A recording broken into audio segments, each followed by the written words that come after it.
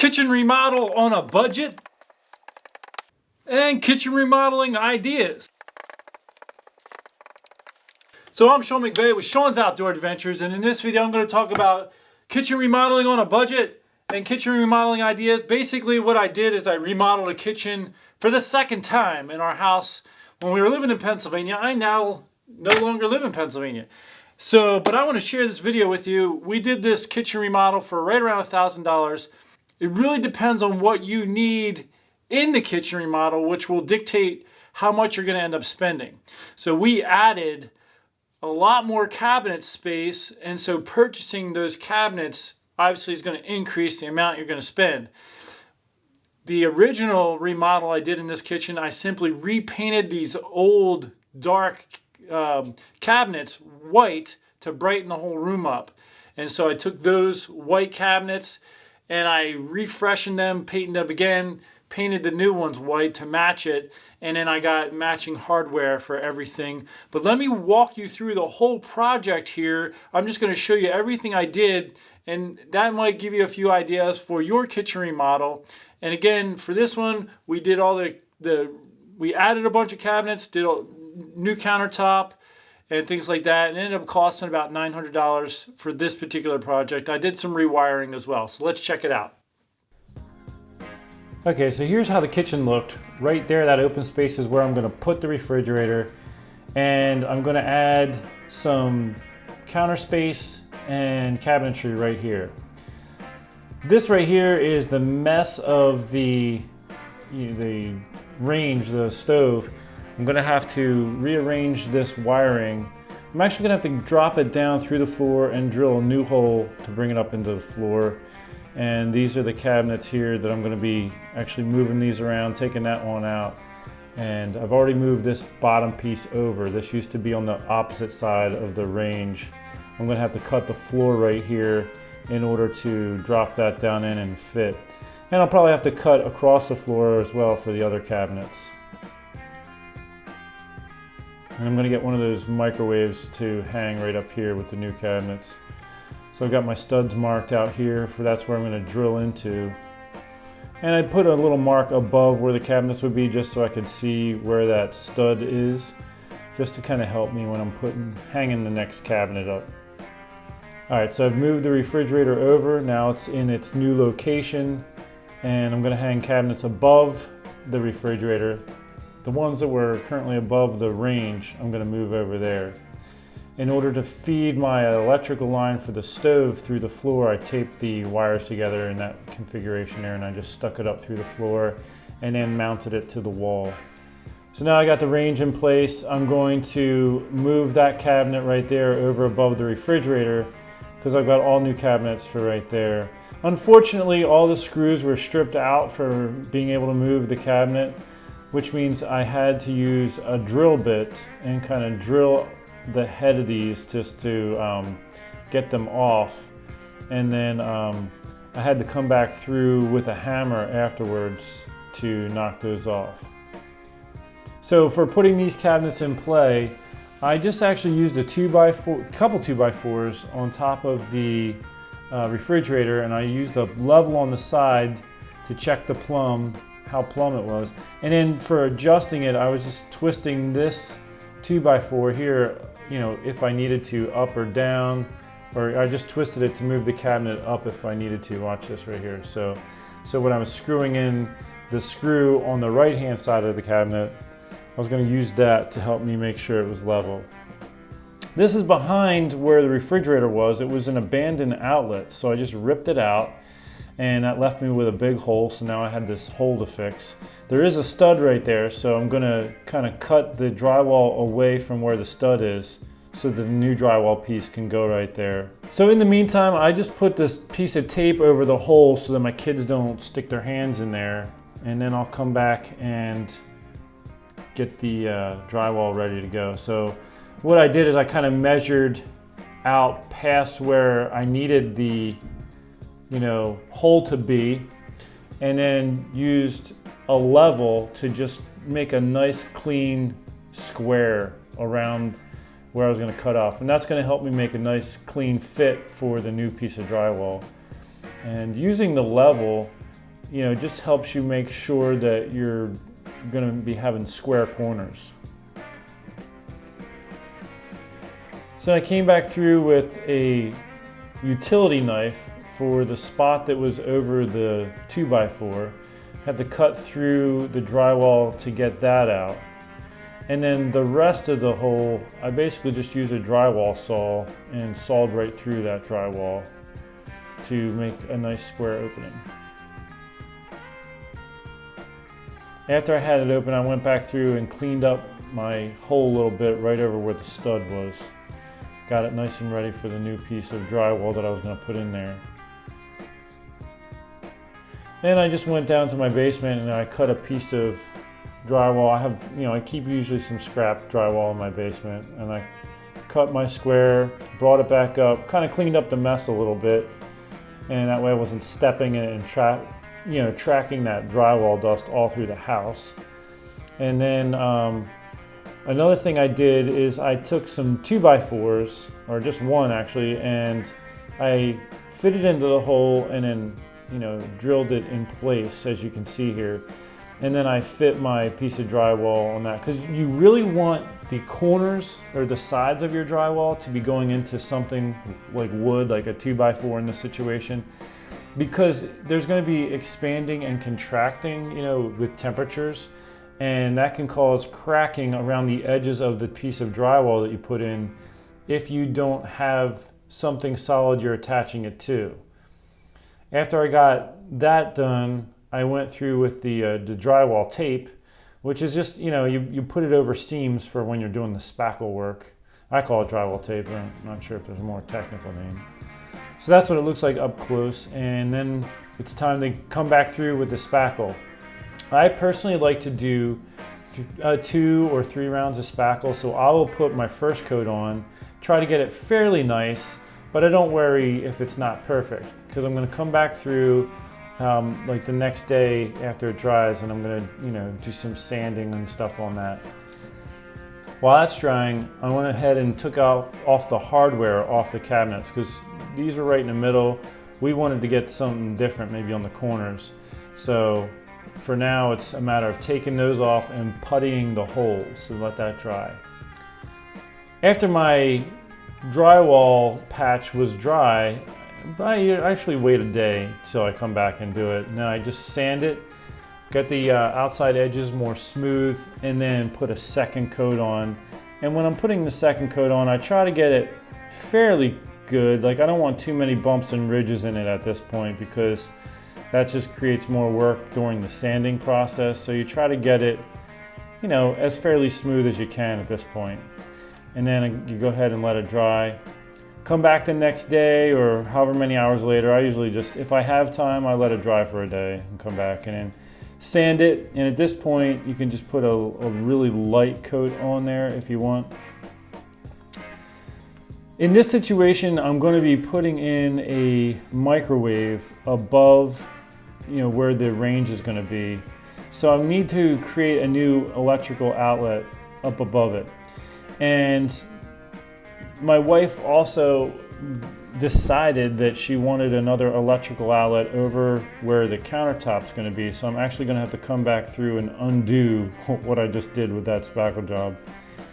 But I'm going to turn this outlet into a junction box. And so I'm prepping my wires here.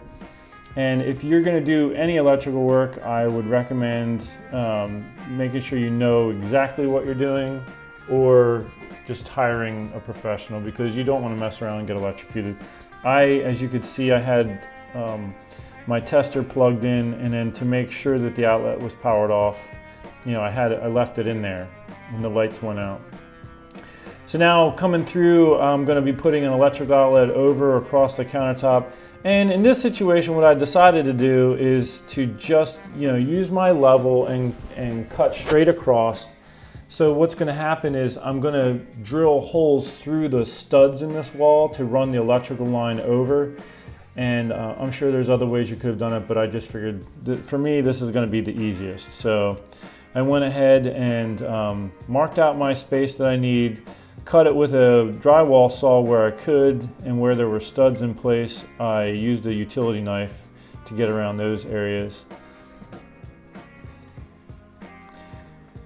Now for electrical outlets, you do need these little clasps. I don't even remember what they're called, but they screw into the side that those little holes that you punch out. And once these are tightened down, you put your electrical line through that, and then you can tighten your screws down on that, basically so your electrical line can't be yanked out of the electrical outlet.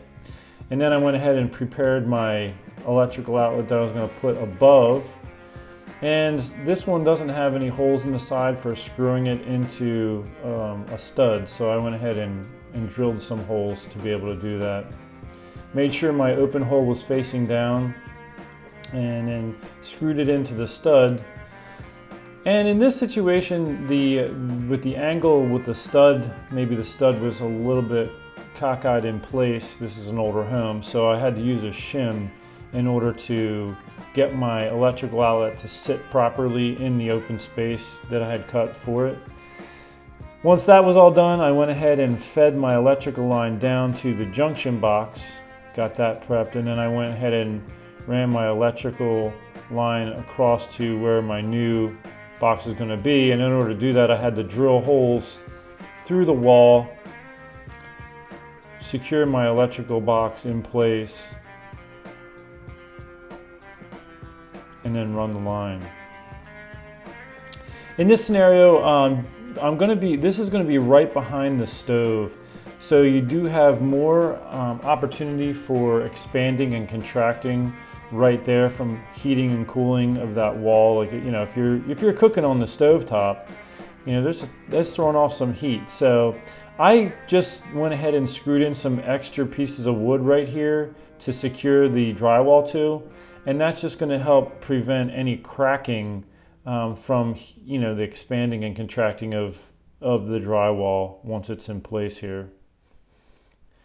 Then I went ahead and put my piece in place, and it's just the same process at that point, as far as the spackling and all. But when it comes to the electrical outlet, I prepped all my wires, secured all my wires together, and then tucked them into the junction box.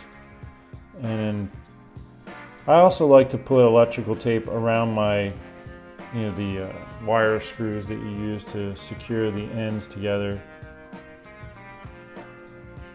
And then just put your junction box cover on and move on to the electrical outlet. So after I prepped the wire, I attached it to the electrical box. And one thing you definitely want to do when you're using this style, when you're crimping that electrical wire, or bending it into a half circle, or I guess half circle, is you want it to, the open end to be to the right of the screw, because when you tighten the screw, it's going to tighten down and spin it in tighter. If that opening is facing the other way, it could actually spin itself off of the screw when you're tightening it. So just kind of watch what you're doing on that.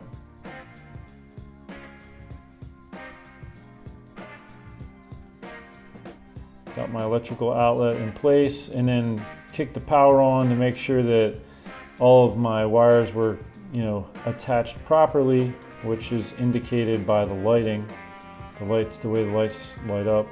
Then I went ahead and spackled up my drywall.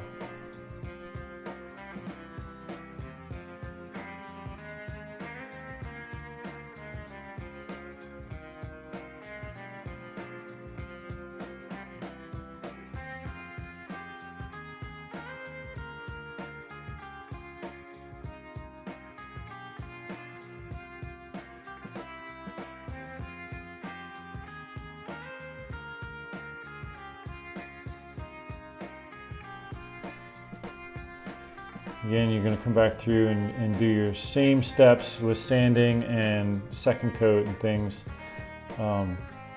Being that I had a little bit of a bigger piece, I used my bigger trowel on this.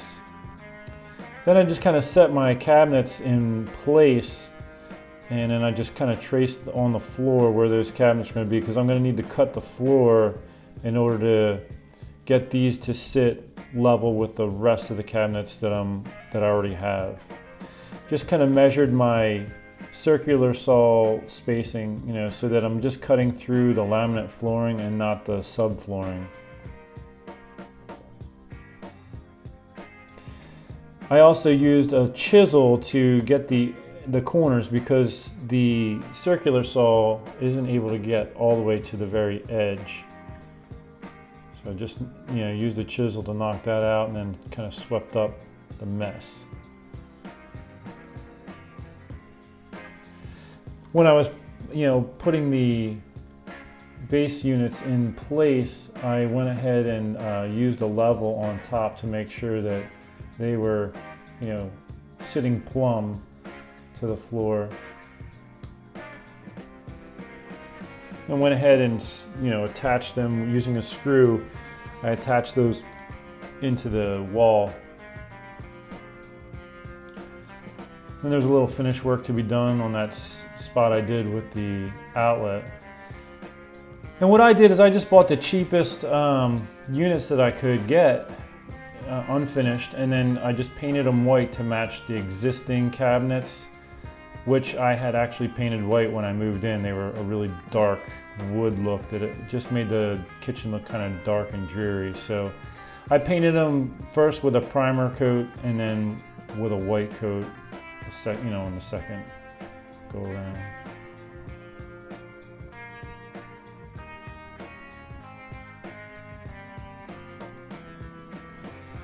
And then since we're getting new countertops in this project, I had to disconnect the plumbing for the sink. Now the sink is still, it's an older sink, but it still looks okay. So in order to save a little bit of money, we're just going to use the same sink and disconnect all the plumbing.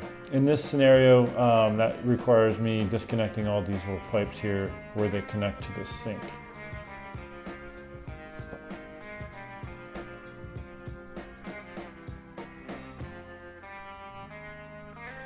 Now the sink is, there's like a caulking type material that's used around the sink to help secure it to the countertop and prevent leakage. So in order to get through that, I just use a little trowel and kind of cut through that so that I could lift the sink out. And then for the countertop itself, I just had to disconnect where the dishwasher was screwed into it, and then I could just lift the countertop off once all those joints were disconnected. I then slid the new countertop into place.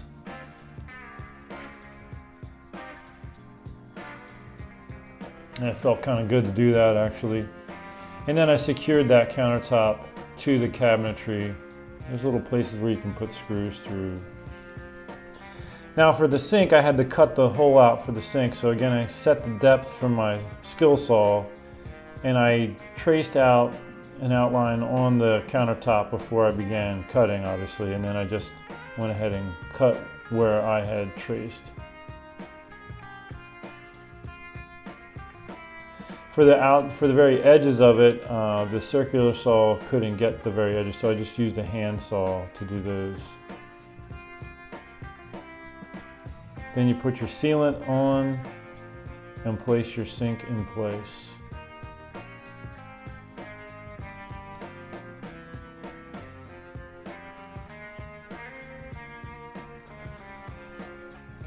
Then I went and put the other cabinets, the new cabinets, in place on the floor and the countertop on that. Secured those to those units. I marked where the studs were on the wall behind it and secured the base units to that. And then I went ahead and secured the countertop to the cabinets. Now the base units are in play, I went ahead and put the above unit above the range. And in order to do that, I had to get it ready to, put electric into that so that I could run electric to the microwave that I was going to hang from it. And in order to cut the slot for the electrical outlet where it comes out of the wall where I just put in, I just drilled the 4 corners and then used a jigsaw to kind of cut out that rectangle. And once that was all in place, I went ahead and secured that cabinet to the wall. I typically like to get one screw in the stud and then check if it's plumb and once it is, I put the rest of the screws into the studs. Then I hung the microwave in place and put the electrical plug up into the unit and moved on to the next cabinets. Basically do the same thing. I usually, I'll even get a screw kind of started a little bit in the cabinet right where the stud is. Then I'll hold the cabinet in place and get that screw in, and then I like to check it, make sure the cabinet's plumb before I put the rest in. You can shim the cabinet a little bit left or right as needed to make sure that it's plumb.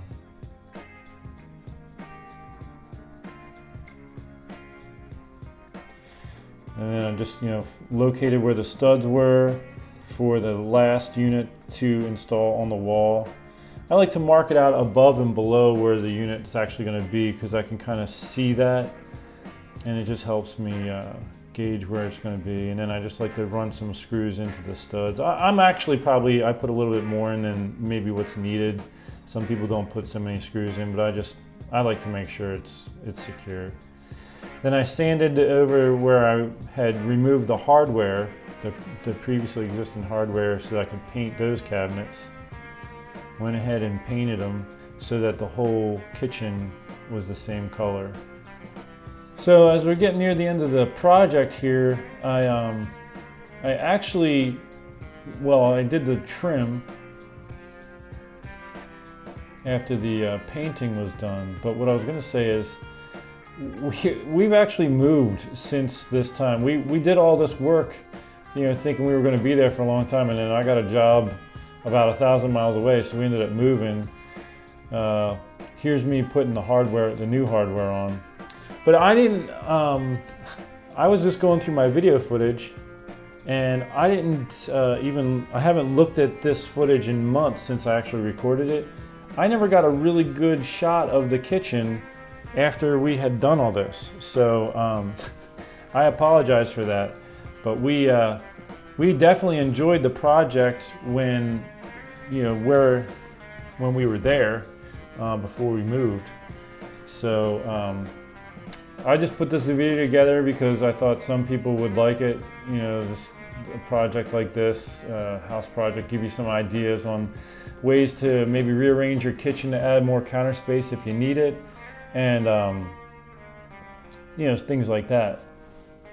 Folks, I want to thank you so much for tuning in to this remodel project. I do have a few other house project videos. I will provide a link for those if you want to check those out, like finishing your basement and avoiding toxic mold is a popular video I have. You definitely want to check that out if you're thinking of refinishing the basement or finishing it. And a couple other projects you could go check them out. But anyway, I'm Sean McVeigh with Sean's Outdoor Adventures. Thank you for tuning in. And by the way, if you like hunting, archery, things like that, I got tons and tons of videos on that. Until next time, take care and God bless.